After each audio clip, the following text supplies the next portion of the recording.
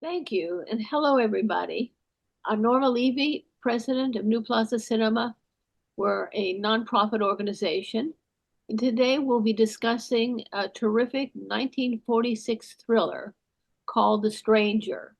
It was directed by Orson Welles and stars, in addition to Welles, Edward G. Robinson and Loretta Young. And now it's my great privilege to turn this program over to our terrific um, film historian and host, Max Alvarez. Max? Thank you so much, Norma. Good afternoon and welcome, friends and supporters of New Plaza Cinema Online. It's a great pleasure to present to you what was going to be our final Sunday talkback lecture. Now, don't panic. We're not giving up on the talkbacks, but we're going to be moving those in June to Thursdays because we really miss Gary Palmucci being part of these talkbacks. He's been so involved in our West 67th Street cinema in the operations. But by having these talkbacks on Thursdays, Gary will be able to be part of the discussion again.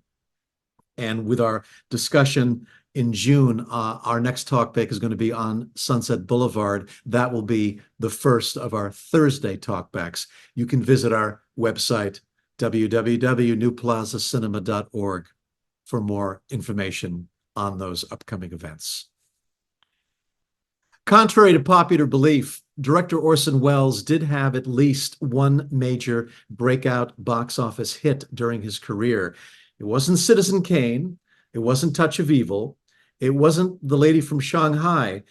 It was the topic of today's New Plaza Cinema Online talkback, his Hollywood comeback thriller from 1946, The Stranger, starring, as Norma indicated, Welles, Edward G. Robinson, and Loretta Young. Our programmer and curator, Gary Palmucci, and I both agree that The Stranger deserves a much higher reputation than it currently enjoys. Welles scholars and defenders tend not to write much about this film noir. Welles himself was not fond of the picture, and he felt there was very little of him in it, that is, Orson Welles' filmmaker. Some have argued that the direction is pedestrian and could have come from any standard Hollywood studio director of 1946. Obviously, I do not agree. I couldn't disagree more. And I know Dan Cahill, who's going to be joining me in a little while to discuss the look of The Stranger, also would take issue with such casual dismissals of this fascinating, compellingly risky black and white thriller. I emphasize black and white because The Stranger tragically sometimes turns up on YouTube in a colorized version. We don't want to watch that. Orson Welles shrugging off his one major box office hit has generally been linked to the fact that the 94-minute film that's been available to us since July 1946, when it was first released, is not the film Welles turned in to his producers. The original Welles version, which will never resurface, was nearly 20 minutes longer in rough cut form and contained additional scenes which Welles described, quote, as everything which is interesting in the film. This must have been doubly frustrating for Welles, given that he had intended The Stranger to be a straight-out commercial enterprise for a mainstream audience. Welles scholar Joseph McBride wrote, quote, "The Stranger was an anomaly in his career, an attempt to demonstrate to Hollywood, as Welles put it, that I didn't glow in the dark, that I could direct a standard Hollywood picture on time and on budget just like anyone else." And Welles kept to that plan. He brought The Stranger in under budget and within its 35-day filming schedule, according to Brett Wood, whose invaluable 1994 video watchdog essay I'll be referencing today. But before we begin our study of The Stranger, let's take a look at the original 1946 trailer from RKO Radio Pictures. Technically, it's a reissue trailer, but the content is from the original. Unfortunately, the visual quality is a lot lower than we at New Plaza Cinema Online want it to be, but it will certainly give us a sense of how an Orson Welles film was being sold to the masses successfully.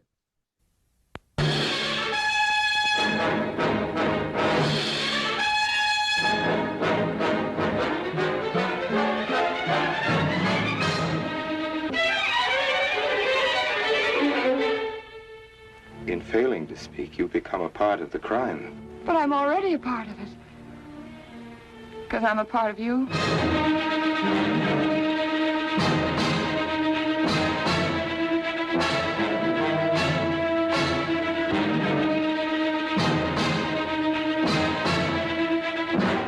Gee, Mr. Wilson, you must be wrong. Mary wouldn't fall in love with that kind of a man. Well, I hope I am wrong, Noah, but that's the way it is.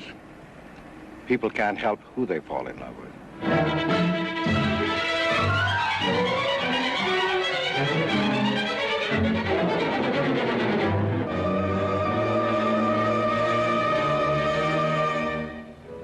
Kill me, I want it. I couldn't face life knowing what I've done to you and what I've done to Noah. But when you kill me, don't touch me with your hand.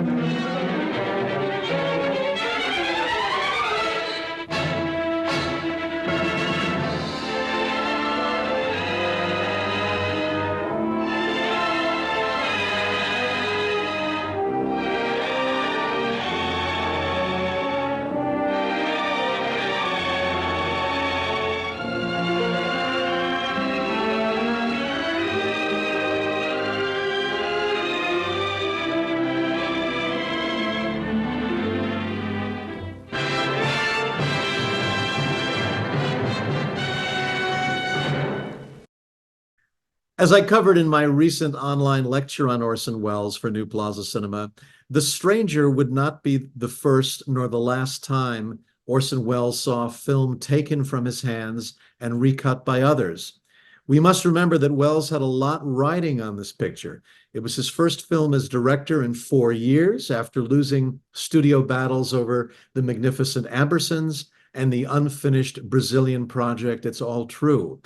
And while the success of The Stranger enabled Welles to set up 2 Hollywood directing jobs elsewhere, the benefits for Welles were short-lived. 16 months after The Stranger was released, Orson Welles left the United States as a political exile. During our recent talk back on Elia Kazan's Gentleman's Agreement, released a year after The Stranger, I mentioned how politically dangerous the Kazan picture was back in 1947, 1948. And the same can be said for Welles's The Stranger.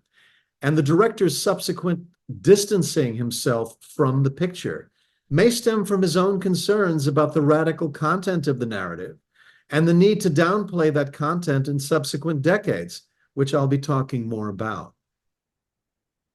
When Alfred Hitchcock was preparing to direct his 1943 thriller Shadow of a Doubt, there apparently were brief thoughts given to offering Orson Welles the role of the villainous Uncle Charlie, a part which eventually went to Welles's fellow Mercury Theater alum, Joseph Cotten. And The Stranger does suggest influences from the Hitchcock picture, a narrative set in a small U.S. town where a woman learns horrific secrets about a man she thought she loved. In the Hitchcock film, it was a young girl's uncle. In The Stranger, it's Loretta Young's charismatic husband, a distinguished local professor in the small town of Harper, Connecticut. It's revealed very early on that Welles's professor Charles Rankin is actually a Nazi in exile, Franz Kindler, who played a major role in the Holocaust. But government man Edward G. Robinson is on to Kindler's ruse and descends on Harper, Connecticut, to expose and apprehend this Nazi war criminal. Welles didn't originate the storyline for The Stranger. In fact, one account indicates that John Huston, who is an uncredited screenwriter on the film, was originally considered for director. By the time Welles had signed on to the project for a production company releasing through RKO, the Victor Trivas Decla Dunning story had already been adapted to screenplay form, not only by John Huston, but also by Anthony Weiler.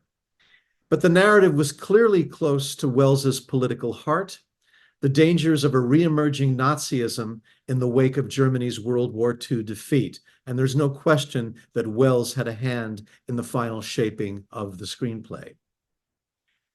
Orson Welles was an artist deeply committed to the anti-Nazi and anti-fascist struggle. As Brett Wood wrote in his 1994 essay, Quote, Wells fervently believed that fascism did not die when Germany lost the war, and that it was symptomatic of the Nazi mentality to give the illusion of defeat, to buy time to reorganize for another conquest. Wells most directly expressed this belief when he delivered various speeches on the topic in several major U.S. cities. And so we have the case of Wells's Franz Kindler, who in The Stranger has dreams of reigniting the Third Reich. The Stranger went into production under the title Date with Destiny, and it was produced for International Pictures, whose boss was the very difficult William Goetz. The following year, International merged with Universal Pictures to form Universal International, with Goetz as a powerful executive there. Another producer on The Stranger is the so-called S.P. Eagle, a pseudonym for Sam Spiegel, who later went on to produce The African Queen, On the Waterfront, The Bridge on the River Kwai, and Lawrence of Arabia. While Spiegel was generally supportive of later directing collaborators John Huston, Elia Kazan, David Lean, and even Joseph Losey, he was not in Wells's corner during the making of The Stranger. Knowing that Wells was desperate for directing work in Hollywood, Spiegel and William Goetz required not only that Wells surrender the right to final cut, which he famously had in Citizen Kane, but also to personally pay for any cost overruns. So when Spiegel and Goetz re-edited The Stranger, they did so without consulting Orson Welles. As tragic as the situation is to us today, I've long maintained that it's impossible to remove the brilliance from an Orson Welles film. You can cut out entire scenes, you can cut entire reels, you can add subpar music, even alter the endings, and the genius of Welles will survive every frame. And while The Stranger is not without its flaws, it remains, even in compromised form, a bold and engrossing drama. As always, Orson Welles is ahead of his time. Edward G. Robinson's character Wilson is first seen at an Allied War Crimes Commission office. It's one of the first examples of war crimes being acknowledged in a commercial Hollywood film. I mean, World War II has just been over for a year. Welles would have been further ahead of his time and the curve had his producers agreed to his original casting choice for the role of Agent Wilson, Agnes Moorehead. The Stranger was also the first Hollywood film to incorporate Holocaust newsreels. In the scene where Robinson's Wilson runs some 16mm film for Loretta Young to demonstrate the crimes against humanity in which her husband participated. The clips we see are very brief, a field of corpses, a panning shot of gas ovens, people outside the ovens. Welles was dealing with a very tough industry-run censorship office. But 13 years after The Stranger, director Sam Fuller was able to incorporate far more explicit Holocaust footage in his film Verboten. And 15 years after The Stranger was released, Stanley Kramer featured harrowing archival material in Judgment at Nuremberg. But there's one major political element in The Stranger which virtually no one has remarked upon. The name Franz Kindler chooses to hide behind in his Harper, Connecticut exile, Charles Rankin. Those of you who attended our previous talk back on Gentleman's Agreement will recall my mentioning a U.S. congressman known for openly conveying his racist and anti-Semitic views on the floors of Congress, John Rankin, a Mississippi Democrat who sat on the notorious House Committee on Un-American Activities. The HUAC Committee was reorganized itself in 1945, the year before The Stranger was released, and it first held its high-profile Washington, D.C. hearings into so-called communist subversion in Hollywood in the fall of 1947, the year after The Stranger was released. So for Orson Welles to apply a rabidly right-wing congressman's name to that of an escaped Nazi war criminal in this thriller was not only a bold move, it was highly politically dangerous for Orson Welles. And let's not forget Welles's risky example of Franz Kindler's anti-Semitism, revealed in the dinner scene when Kindler makes it clear that a Jew is not really a German. And the example he cites is Karl Marx. These factors help explain why Welles fled the United States in late 1947 as government attacks on show business progressives were intensifying. Despite common dismissals of The Stranger by even devoted Wellesian supporters, there are exquisite directorial moments which stand apart from work being done by others at the time. The cinematographer on the film was Russell Meddy.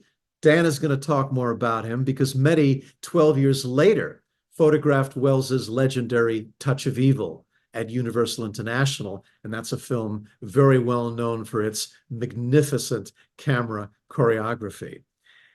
In The Stranger, there's a celebrated 4-minute tracking shot through the woods, 13 minutes into the film, where Welles's Kindler leads the soon-to-be strangled Meineke, played by Constantine Shane, whom fans of Alfred Hitchcock's Vertigo will remember as the wise elder who educates James Stewart and Barbara Bel Geddes about Carlotta Valdez. In The Stranger, the camera, with its wide aperture lens, moves slowly alongside the two men as Meineke becomes aware of Kindler's political intentions. And Kindler becomes aware of what a liability Meineke has become. Many years later, Welles told an interviewer, Peter Bogdanovich, "You have to be young to direct a shot like that." Later on in the film, there's a lengthy take running over 3 minutes where Edward G. Robinson is playing checkers in the main town cafe, and he's anxiously peering over his shoulder at the watchtower, that watchtower known for its Gothic clock. The camera is photographing Robinson from over the shoulder. Then the camera tracks rightward as Welles and Loretta Young enter the cafe. And then there's a very impressive, nearly 2-minute long take after that when Robinson and Richard Long take Loretta's poisoned dog to a veterinarian. The camera films them through the office window and then cranes down to street level as the two men exit the building and walk through the town square. Brett Wood, in his essay, wrote, "A veterinary advisor was used on the film, suggesting that the dog be put under anesthetic during its death scenes, and complimented the writers for not depicting the poisoning of the animal." So even ahead of his time in animal rights was Orson Welles. There are magnificent examples of Wellesian choreography of the camera, which were best achieved in Hollywood studios, which had access to top equipment and technicians. And Dan, of course, will be talking more about that. For far too long, The Stranger has only been available to us in substandard copies, including one currently viewable on YouTube. I strongly recommend the Olive Films Blu-ray and DVD, which was superbly restored by my good friend Jeff Martin a number of years ago. It really looks magnificent. The Kino Lorber version on Blu-ray DVD is good, but the Olive Films version is better. So what precisely was removed from The Stranger without Orson Welles' consent after he turned over his edit to producers William Getz and Sam Spiegel? Well, thanks to scholar Brett Wood in his 1994 report, we have answers to that question. As originally conceived by Welles, The Stranger opened more dramatically. Loretta Young awakens in her bedroom to the loudly tolling church clock. She heads to the church carrying a small package and is seen climbing the ladder to the belfry as an angry mob forms outside. The camera retreats to the crowd, and we soon see two people, perhaps a man and a woman, plummeting from the church tower to the ground. The title, The Stranger, then appears. All that was removed. So the film now officially begins in the single-take scene that follows this dramatic opening. Edward G. Robinson's Wilson angrily announcing plans to track down ex-Nazi Meineke to Latin America. And the film continues on Welles's intended track for a while, as we see Meineke going through Latin American immigration and being followed by a woman agent who is under Robinson's command. But the subsequent scenes in Latin America were cut from the film. Meineke visited a creepy dog kennel at night where he was interrogated by a sinister man while trying to learn the whereabouts of Franz Kindler. The interrogator demands to know why Meineke seeks Kindler, and Meineke says that he's bringing a message from the All-Highest. Meineke is referring to God, but his interrogator assumes he means Hitler. So Meineke is given instructions to go to a building where he's to receive a forged passport for travel to the USA. In the cellar of the building, Meineke meets another sinister man, and soon two other men bring in a stretcher carrying the corpse of a woman, the Latina agent hired by Edward G. Robinson's Wilson to trail Meineke, who we had seen earlier. It's implied that the woman agent was brutally killed by attack dogs. Although a small portion of the passport scene remains in the finished film, it's missing a fascinating detail. The passport photographer prints the name Franz Kindler. And then we see, presumably in close-up, certain letters, the F, the Z, the D, the L, the E, and the R are crossed out to create Rankin. That is how Rankin's name emerged from Kindler, and that was removed from the released version.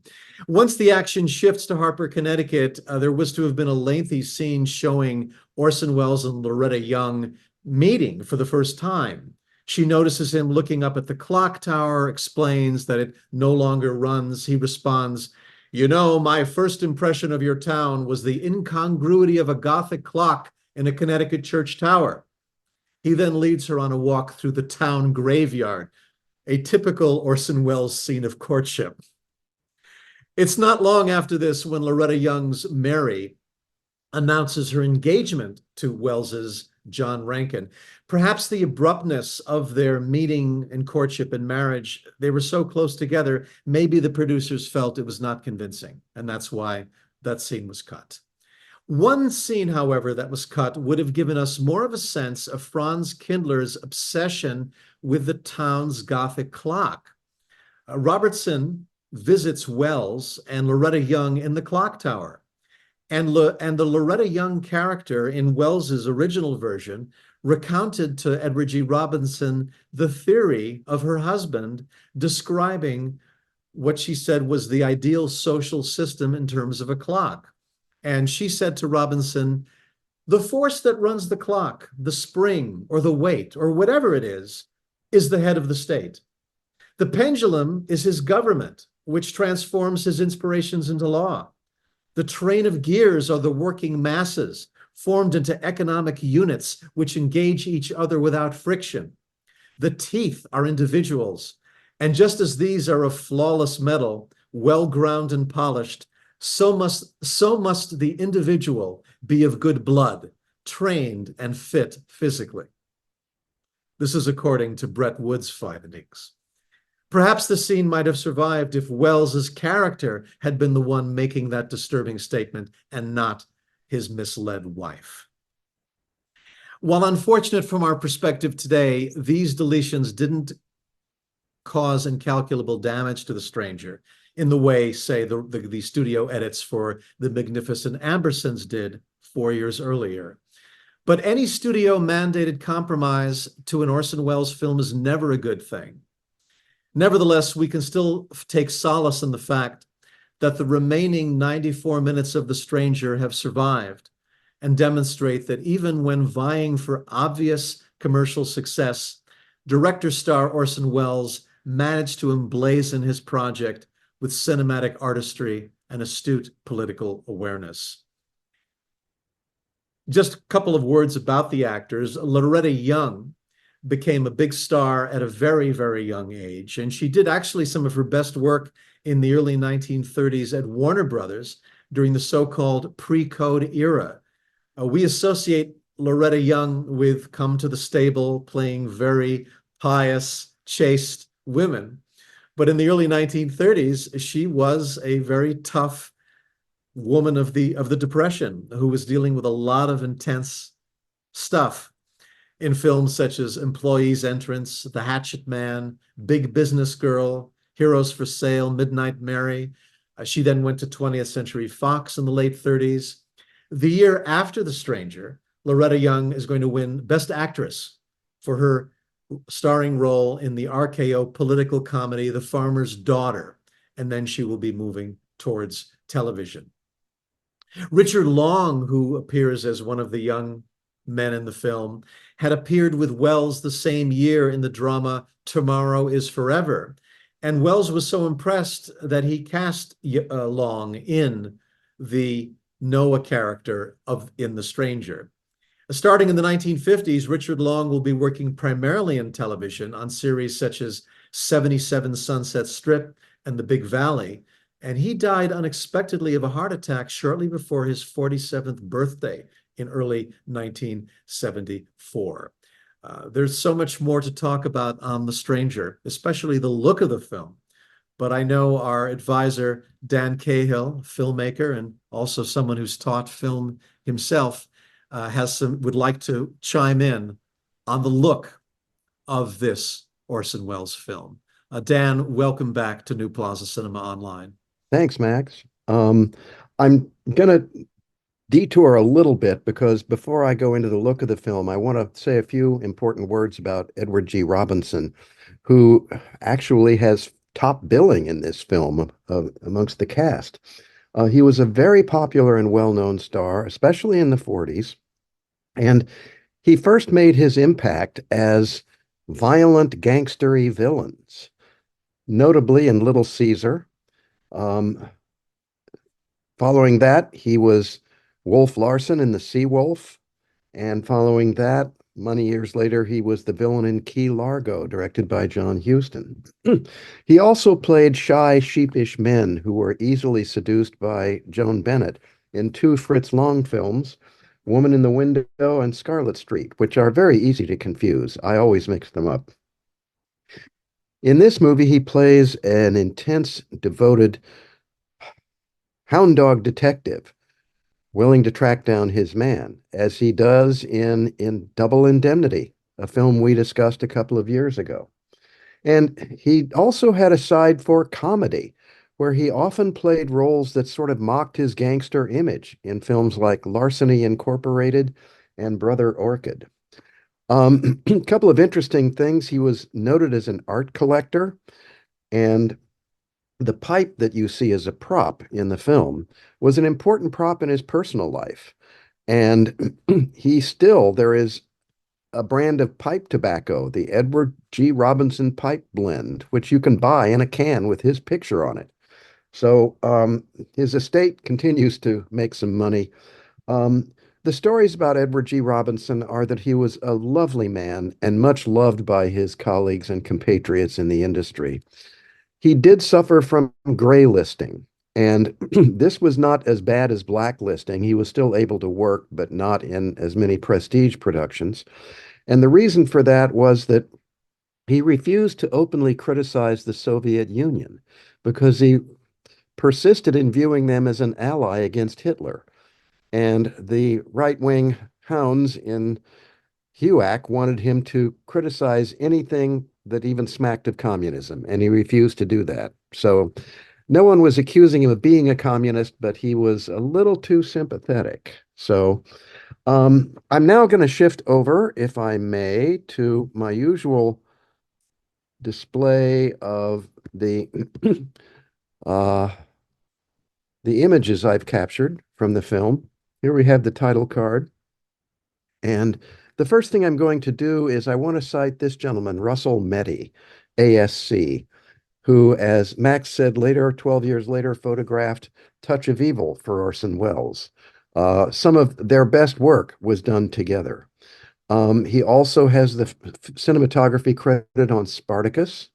He did many films for the melodramatist Douglas Sirk, including Written on the Wind, Battle Hymn, All That Heaven Allows, Magnificent Obsession, and we can't forget Taza, Son of Cochise. He also photographed my favorite film noir title, Kiss the Blood Off My Hands, and a really superb World War II film with the odd title Story of G.I. Joe, but it's worth a look. And we can't finish out Russell Meddy without acknowledging that he also photographed Thoroughly Modern Millie. Okay, the theme of my presentation today is that so much of this movie deals with silhouettes, as seen here, and shadows. This, I believe, this is one of the few shots that still remain of the Latin American sequence at the beginning as Meineke is trying to find Kindler. This is the shot of Meineke trying to get his passport, and this is him having the photo taken. I think it's very clever, cleverer than most of the stuff that was being done in Hollywood. I'm assuming this was done with an optical printer. Um, but it's very clever, and it wakes you up and says, oh, this film is going to be visual. Here is another visual element. This is Meineke trying to kill Edward G. Robinson's character of Wilson with a gymnastic ring, which he is throwing down on him. Didn't really work. But this time, we have a murder that does work. This is the climax of the long tracking shot that Wells later said you have to be a young man to direct. I frankly, I settled on this frame to capture because it shows Wells not really looking at his victim, but sort of gazing off screen, probably wondering, gee, what am I going to say to my wife? This is one of the numerous establishing shots of the church tower and its clock. Um, Max and I can't find any reliable data on where this was filmed other than the United Artists Studios in Hollywood. It's possible this whole town square was a construct, but there isn't a lot of information on it. Here is Robinson with the pipe that was famous, and this was an important prop in the film. You may recall at the beginning, he throws the pipe down on a table and breaks it. And it's later through the rest of the film, it's repaired with the white tape around the stem, as you can see. This is a shot of kindly old Professor Rankin going out to murder the family dog. And I'm citing it photographically because of this is a night scene, but the sky is not completely black. And this tells me it was probably filmed at just after twilight or just before dawn. And I just want to show a reference shot. This is from Touch of Evil later on. Charlton Heston with the oil derricks in the border town, silhouetted beautifully against the same kind of gray sky. Here we see Wilson with his face in shadow, which is not the same as his shadow. And frequently the characters are introduced in a scene by their shadows.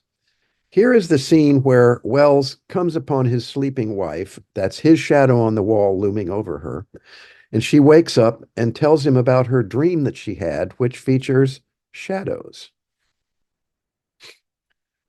This silhouette of what should be a romantic kissing shot tells you everything you need to know, that most of it is hidden in darkness. This is not a relationship that has a bright future. This is one of the scenes from the concentration camps, which Wilson is projecting for Loretta Young to watch. And what I thought was interesting here is that this is one scene where we have both a shadow and a silhouette of the same character. In the foreground, we see Wilson's silhouette against the motion picture screen behind him. And then we see his shadow cast upon the screen. Very clever use of light and shadow by Mr. Meddy and Mr. Wells. This is another instance of shadow. We don't really know what we're looking at when we first see this. And then we hear the sound of a saw on wood. And yes, this is the introduction of Rankin sawing the rungs on a ladder that will, hopefully, in his mind, murder his wife. And we see it cast in shadow at first. This is a long shot of the ladder in question. And this shot evokes for me a lot of the deep focus mise en scène of Citizen Kane. This is exactly the kind of perspective Wells would have asked for from Greg Toland, his master cameraman on that film. This is, I think, kind of gilding the lily, as if we really needed to know that Rankin is a Nazi. Here he is just frantically doodling a swastika in the phone booth. It's, kind of telling us what we already know, but it's there, and we have to appreciate it for whatever Wells thought it would tell us. Nearing the end of the film, we have a climax coming with the church tower. This is one of the final shots that tells us what time it is, which is important in the murder plot. And we can also see snow coming down in the foreground, which presages a change in the story. Another introduction of a shadow. This is Loretta Young's shadow on the wall as her husband returns, and she's not supposed to be there. She's supposed to be climbing that ladder in the church tower. So this clearly sets up a conflict between the two of them. This is a shot which I think comes from a deleted sequence. I had read that Wells filmed a scene which was intended as a dream scene of Loretta Young wandering around a cemetery. And this kind of looks like it was taken from that. This is a full clip. Note the silhouette of the cross on a tombstone. Here we are, we're near the end. Wells gets stabbed by an angel with a sword. And he meets his end here, the climactic scene of the film, as he's falling from the church tower.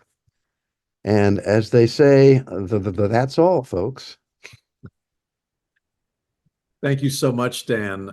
It's funny when you were talking about Edward G. Robinson's versatility and how good he was at comedy. I was reminded of a movie, a cameo that he had in a Doris Day film 3 years later called It's a Great Feeling. I'm sure many of us have seen it. It takes place at the Warner Brothers studio, and he plays himself. And he's trying to act tough to intimidate a studio guard. And it's really, really funny. It just shows what a great taste for humor that he had. And the title again, sorry, the title? Oh, it's a Great Feeling, Technicolor comedy by David Butler that Warner's released in 1949 with Doris Day, and we also have Jack Carson playing himself, and a lot of cameos by Warner's actors. When you showed that frame capture of Kindler on the phone and drawing that swastika, I was reminded of a film 2 years later that Billy Wilder made, and we're talking about Billy Wilder in June, but his comedy, A Foreign Affair, made fun of the denazification program going on in Germany after World War II, and Wilder had the gall to show a little German boy drawing swastikas all over desks in U.S. Army offices. So I was reminded of that in that clip that you showed. But it's thank you. Anyway, it really gives us a sense of, I think, the visual complexity of this film, and I think Yes. it demonstrates how undervalued it is, and it is very much an Orson Welles picture in so many respects. And you know that from the start of the film. I mean, it's no secret. The silhouettes and the shadows tell you everything you need to know.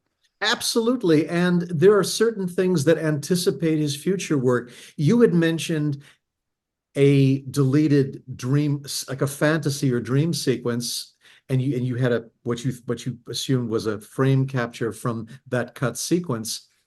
That almost anticipates the Lady from Shanghai House of Mirrors scene, which also was heavily edited from its original conception, but it seemed as though maybe Wells conceived the House of Mirrors because he was trying to make up for the fact that this other scene had been cut out of The Stranger. And I was also reminded in The Stranger, we have that cafe scene where Wells and other characters and Robinson are often hanging out. And through the window, you see the church tower in the background. If I'm not mistaken, Dan, sometimes it's like a deep focus type composition. It reminded me of some scenes in Touch of Evil, where Oh you yeah. see people through windows of stores, Akim Timoff having an argument with somebody in the background. You see it through the window of a store as something is going on inside. There are elements here that anticipate Wells's later work. Of course. This guy had a singular vision, which he maintained throughout his career for the most part. And to be able to do that in Hollywood is virtually impossible because there was so much of an assembly line mentality there. And for a director to have any kind of visual signature over his work, and we're talking men primarily, of course, at the time, very, very much of a challenge. I would like to spend a moment or two on another actor in the film who plays Mr. Potter, the guy who owns the shop in the village and believes in self-service. Oh, get your own coffee, get your own medicine off the shelf. The actor is named Billy House, and this was his very first film. And Wells had seen him in Burlesque, which is not exactly a subtle form of acting. For any of us who know burlesque comedy, it was way over the top. Um, and the story that I read was apparently Robinson had scenes with him first in the shooting, and House was extremely nervous and edgy and couldn't really perform very well. And it turned out that there was another actor on the set, or another person that he thought was another actor waiting to take the role over from him, since this was his first film he'd ever been cast in. And I guess maybe being directed by Orson Welles meant anything can happen. But he eventually got into the groove and delivers a really fine, subtle, not so subtle, but a fine comedic performance that kind of sticks with you.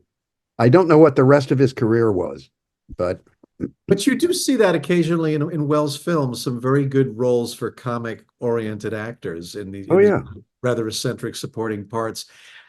I don't think we give enough attention, and Dan, you and I were chatting a little bit about this the other day, to the idea of the director also being an actor. And I still maintain that you can count on the fingers of one hand, barely, the numbers of brilliant directors who have been outstanding screen performers. And I'm thinking of Wells, I'm thinking of Buster Keaton, and I'm thinking of the Russian director of the epic War and Peace in the 1960s, to be able to direct really masterful cinematic work and and also be able to emote brilliantly on camera.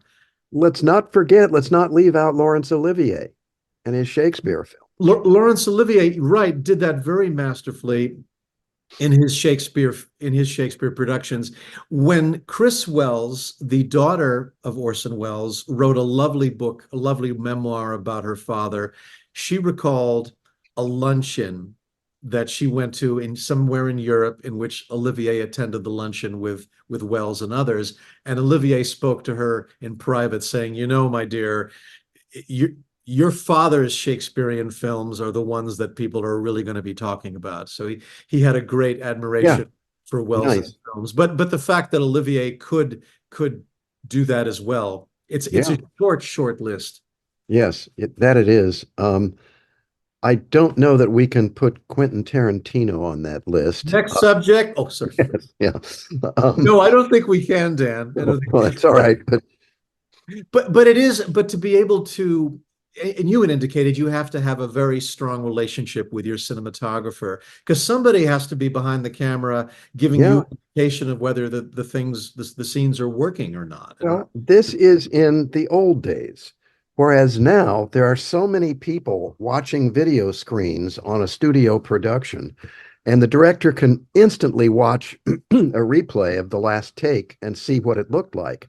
But not so in old Hollywood, where, they called them dailies because it took a day to get the rushes back from the lab. And by that time, they may have already struck the set. So he really had to rely on a trusted cinematographer who could say, you didn't quite get it that time, or a script supervisor or script girl, as she was called back then, who would tell him that he'd actually stumbled on a line and had to redo it for that reason. So, the continuity, oh absolutely. yeah, Yeah. And Wells, he appears to have had good relationships with his cinematographer. He got along well with Greg Toland on Citizen Kane.